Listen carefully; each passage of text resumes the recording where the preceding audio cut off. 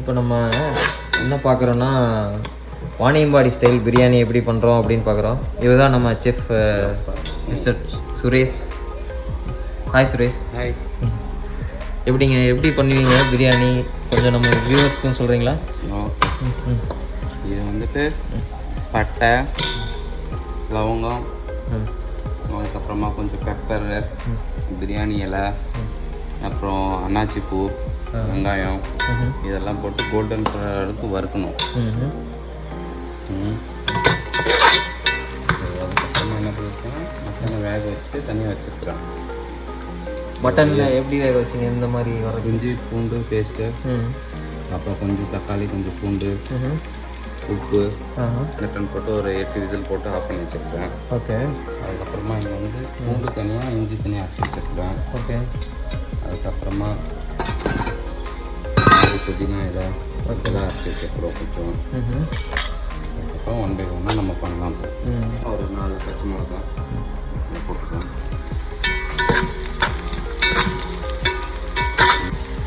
போட்டதுக்கு அப்புறமா ஃபஸ்ட்டு என்ன பண்ணோம்னா இஞ்சி போட்டுக்கணும்.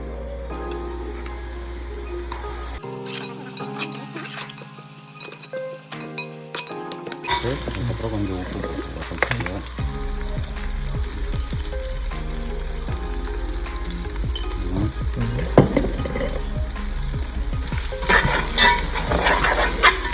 எவ்வளோ கிலோ மட்டன் பிரியாணி பண்ணுறோம்? 1 கிலோ. 1 கிலோ மட்டன் பிரியாணி பண்ணுறோங்களா? அதுக்கப்புறமா கொஞ்சம் பூண்டு போட்டுருவோம். ஓகே. ஃபஸ்ட்டு இஞ்சி போட்டோம். அதுக்கப்புறம் கொஞ்ச நேரம் கழிச்சுட்டு பூண்டு போட்டுருவோம். ஓகே. நல்லா அப்படி போட்டதுக்கப்புறமா காஷ்மீரி சில்லி பவுடர் கொஞ்சம் போடுறோம். ஓகே. ஸோ இது வந்து பிரியாணி கலர் கொடுக்குறதுக்காக.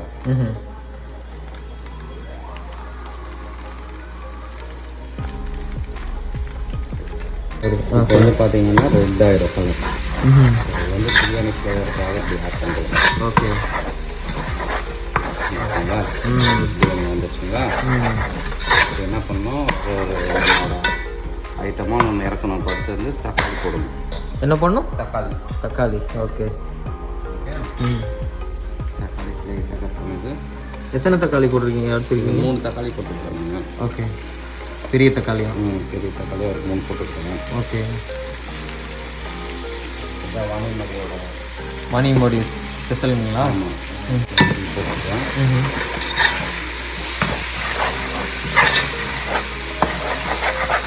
தக்காளிக்கு அப்புறமா கொஞ்சம் தயிர் போடணும். ஓகே. தயிர் வந்து போட்டுருக்கேன். ஓகே. ஓகே. போட்டதுக்கப்புறமா திருப்பி நல்லா மிக்ஸ் பண்ணி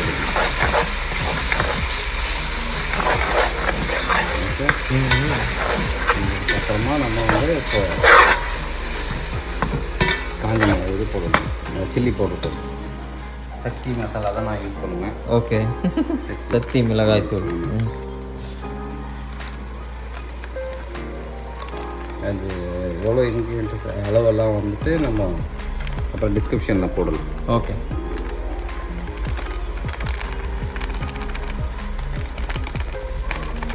பிரியாணி ஸ்பைஸை போட்டு நம்ம ஆட் பண்ணிக்கலாம்.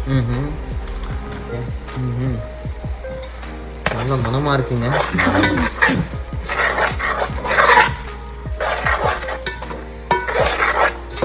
பிரியாணி டெக்ஸ்சர் வந்து அந்த கலரை கொண்டு வந்துடும்.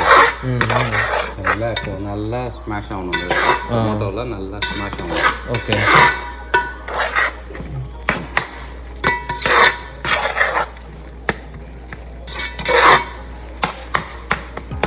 ஓகே. ஓகே. அதுக்கப்புறம் கொஞ்சம் மஞ்சள் தூள். ஓகே.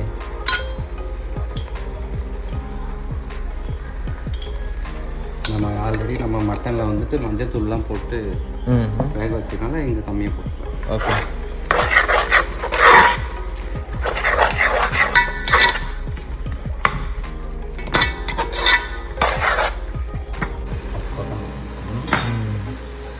நல்லா அந்த கலர்ஃபுல்லாக இந்த டெக்ஸ்டர் நல்லா வந்து வெந்துட்டு இருக்கு பார்த்தீங்களா?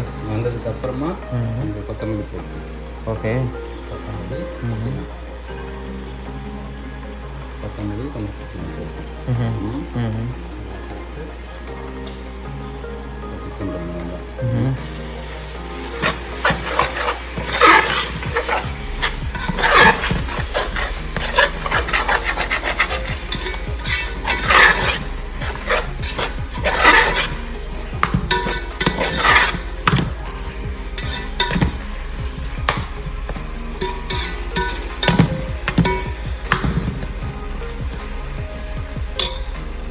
அளவு வச்சுருக்குறோம், தண்ணி அளவு போட்டு இதில் வந்து இது கொஞ்சம் கொத்தமல்லி போடணும்.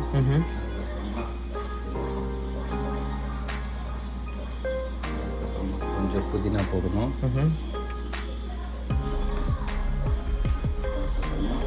ஆயில் சேர்க்கணும். அதுக்கப்புறமா கொஞ்சம் ஆயில். Okay okay.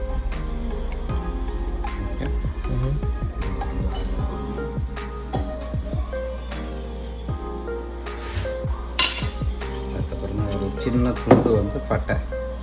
ஓகே. கொஞ்சம் பட்டை,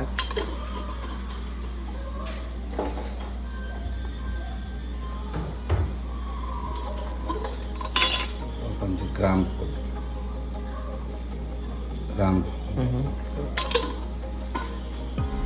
அதுக்கப்புறமா கொஞ்சம் உப்பு போட்டு, உப்பு கொஞ்சம் தூக்கலாக இருக்கணும் தண்ணியில். ஓகே. நல்லா கொஞ்சம் நேரம் பாயில் ஆகட்டும் தண்ணி. அதுக்கப்புறமா செக் பண்ணணும். இப்போ ஓரளவுக்கு நம்ம வந்துட்டு நல்லா தக்காளியும் வெங்காயமும் நல்லா மசிஞ்சிச்சு. ஓகே. இந்த நேரத்தில் நம்ம வேக வச்ச மட்டன் வந்து இதில் போட்டுக்கணும். ஓகே. ஸோ இதில் வந்து இந்த தண்ணியான அளவும் நம்ம சேர்த்துக்கணும். 1 கிலோவுக்கு வந்து 700 ml வந்துட்டு தண்ணி ஊற்றணும். 1 கிலோ மட்டன் 1 கிலோ அரிசிக்கு வந்து 700 ml தண்ணி ஊற்றணும் நம்ம தம் பிரியாணி பண்ணுறதுனால. Okay okay. ஸோ இதில் பார்த்தோம்னா இப்போ எவ்வளோ இருக்கும் தண்ணி? இதில் எவ்வளோ இருக்கும்? இதில் 700 இருக்குது, அது ஒரு 400 ml இருக்குல்ல தண்ணி. ஒரு 300 ml தண்ணி நம்ம ஊற்றணும். Okay okay. இதில் வந்து பச்சை தண்ணி ஊற்றுறதுக்கு பதில் நம்ம கொஞ்சம் தண்ணியாக இதில் போட்டுட்டு நம்ம கொஞ்சம் தண்ணி கொதிக்க வச்சு ஊற்றினா நல்லாயிருக்கும். ஓகே.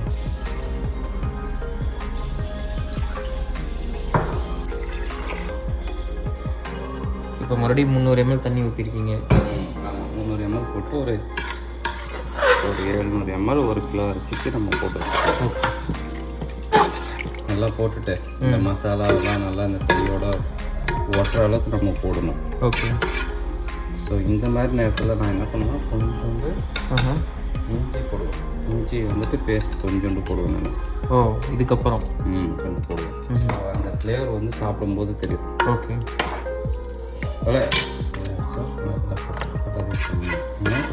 இப்போ இந்த காலத்தில் வந்து உப்பு வந்து செக் பண்ணணும். உப்பு செக் பண்ணிவிட்டு கரெக்டாக இருக்கணும் உப்பு. ஓகே. ஸோ தூக்கலாக இருக்கக்கூடாது, குறைச்சலாக இருக்கக்கூடாது. ஸோ உப்பு கொஞ்சம் கம்மியாக இருக்குது, காரம் நல்லாவே இருக்குது. இந்த ரைஸோட மிக்ஸ் ஆகும்போது நல்லாயிருக்கும். ஓகே.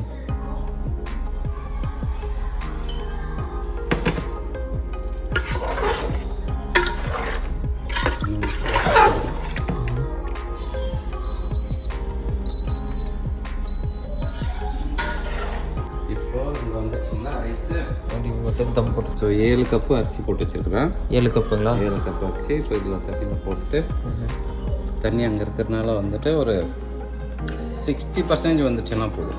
60%. அதுக்கப்புறமா ஃபில்டர் பண்ணி நம்ம தம் போட்டுடலாம். ஓகே. ஸோ இது வந்துட்டு ஆல்ரெடி வந்து ஒரு 10 மினிட்ஸ் ஆகும். 10 மினிட்ஸில் இது வந்துடும். நம்ம வந்து 20 மினிட்ஸ் சோக் பண்ணி வச்சுருந்தது. ஓகே. 20 நிமிஷம் சோக் பண்ண அரிசியை வந்து பாஸ்மதி ரைஸ்.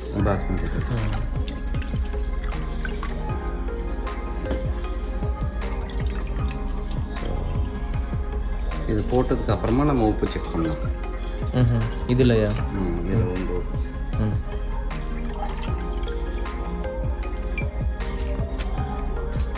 தண்ணி வந்து அளவு வந்து நமக்கு ஏற்ற மாதிரி போட்டுக்கணும். அரிசி வந்து நல்லா ஃபில்டர் பண்ணுற அளவுக்கு தண்ணி ஊற்றி வச்சுக்கணும்.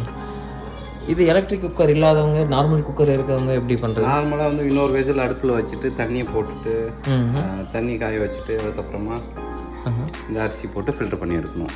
ஓகே. ஆனால் இந்த இன்க்ரீடியன்ட் எல்லாம் அது உள்ளே போடணும். எல்லாம் ஆமாம், இது எல்லாமே சேம் தான். ஓகே.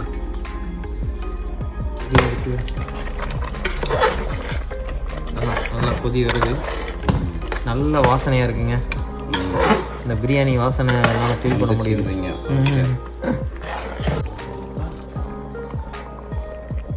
இல்லைன்னா என்ன பண்ணணும்னா அதில் நம்ம வச்சு அந்த தண்ணியை எடுத்து ஊற்றணும். அதில் டக்குன்னு எடுத்து ஊற்றிடக்கூடாது. Okay okay. தண்ணி பத்தலைன்னா நம்ம அதுலேருந்து யூஸ் பண்ணிக்கலாம். ஓகே ஓகேங்கிறீங்களா? இந்த பதத்தில் 60% குக் ஆகணும், அவ்வளோதான். ஓகே.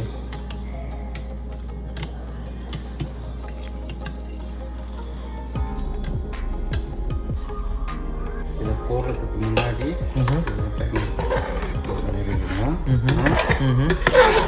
கலரிட்டு ஓகே. ரைஸை சேர்த்து போடணும்.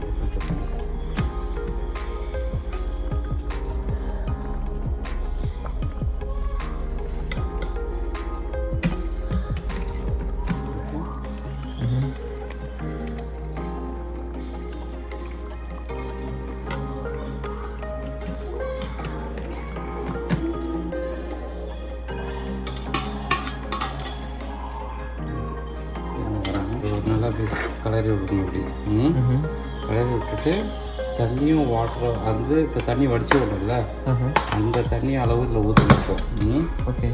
இந்த தண்ணி நம்ம வடித்த தண்ணியை அதில் வந்து ஊற்றணும் கொஞ்சம். Okay okay. ஊற்றிட்டு இதில் மசாலாலாம் கொஞ்சம் பண்ணி வச்சுக்கணும். ஸோ இப்படி கலரி விட்டுட்டிங்கன்னா இந்த தண்ணி அளவுக்கு தெரியணும். ஓகே.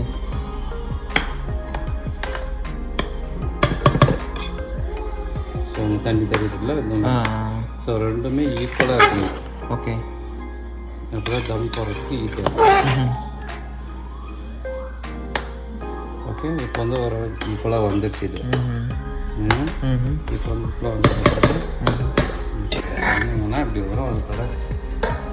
வாவ், கலர்ஃபுல் பிரியாணி கம ரெடி. உதிரியா இப்படி இங்கே பாருங்க. இப்படி எடுத்தோம்னா உதிரியாக இருக்குது, தண்ணி இல்லை.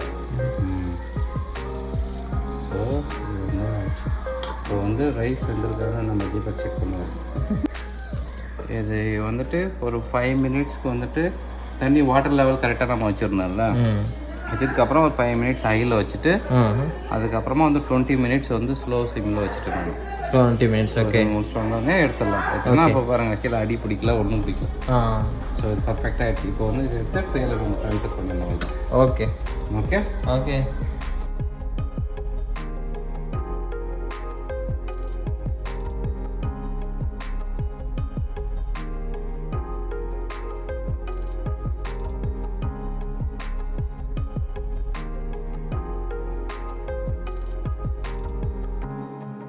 எல்லாம் மிக்ஸ் ஆகி வந்துடுச்சு இல்லை? இப்போது எல்லாமே அந்த கலர் போட்டது நம்ம கொஞ்சம் நம்ம ஸ்டார்டிங்கில் பயந்துடணும். ஆமாம்.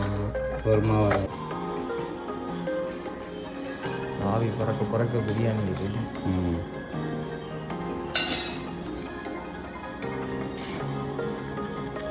இவர் தான் நம்ம செஃப் சுரேஷ். தேங்க்யூ. ஓகே.